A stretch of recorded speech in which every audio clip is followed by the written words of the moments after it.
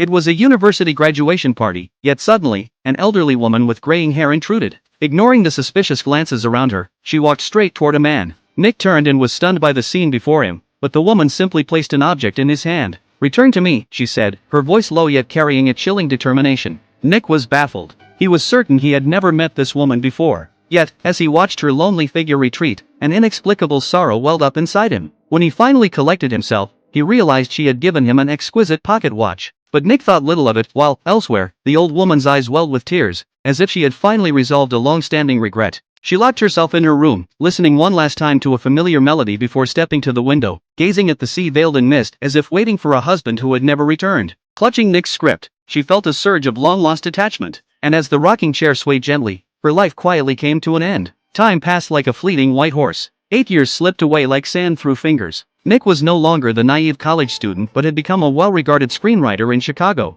Pressured by his studio, he locked himself in his office daily, but despite his usual creative flow, he couldn't produce anything satisfying today. Seeking inspiration, he decided to take a walk, a small choice that would irrevocably change his life. The sea breeze brushed against his face as he unwittingly wandered into the countryside. Just as his car rolled through the quiet landscape, his eyes were drawn to an aged hotel by the roadside. Whether it was familiarity or some twist of fate, he couldn't say, but he found himself checking in. Unbeknownst to him, this was the same hotel where the old woman had lived 8 years ago. The clerk, an elderly man named Arthur, quickly assigned Nick a well-lit room. As Arthur turned to leave, he asked a strange question.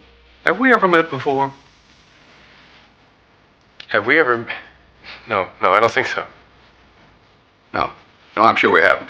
Have a nice day here, Mr. Collier. Okay, thanks a lot. One he dismissed as mere forgetfulness. Hungry, Nick headed to the hotel restaurant, only to learn it wouldn't open for another 40 minutes. With no other choice, he wandered the lobby until his gaze fell upon a weathered but warm-looking exhibit. It felt like a forgotten memory reaching out to him. The display held a collection of beautiful artifacts, each seemingly holding its own untold story. But as he lost himself in admiration, he suddenly sensed an inexplicable presence behind him. Slowly turning, he froze at what he saw. A beam of light fell perfectly upon a slightly yellowed photograph, as if guided by fate. Compelled, Nick stepped closer, each movement stirring something within him. The face in the photo gradually came into focus, a woman of breathtaking beauty, her eyes like luminous emeralds, captivating and impossible to resist. Nick instinctively searched for her name, but the space beside the photo was blank. His heart raced. Rushing outside, he questioned Arthur about the photograph and learned it depicted Anna, a once renowned stage actress, taken during her 1912 performance at the hotel. She had died 8 years ago. The news left Nick disheartened. No matter how deeply he felt drawn to her, she was forever beyond his reach, a fantasy separated by time. The thought that the first woman to stir his heart belonged to another era filled him with grief.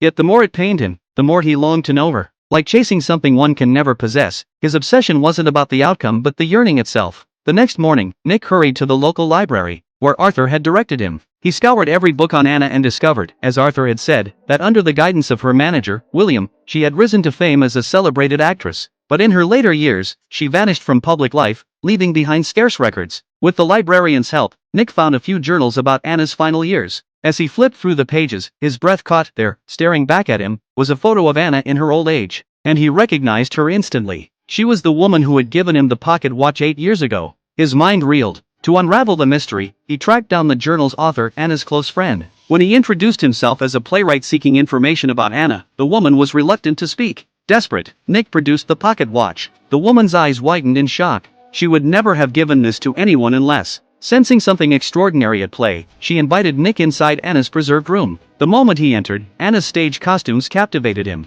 Overcome with emotion, he asked, "What kind of woman was she?" Her friend held nothing back. Anna had been kind and vivacious, her gentle exterior masking a fearless spirit. But everything changed in 1912. After that, she often sank into emptiness. No one knew what had happened, not even William. Just then, Nick noticed a book on the shelf, one authored by his own college mentor. The woman remarked, "Anna read this 10 times before she died." The title? A Journey Through Time.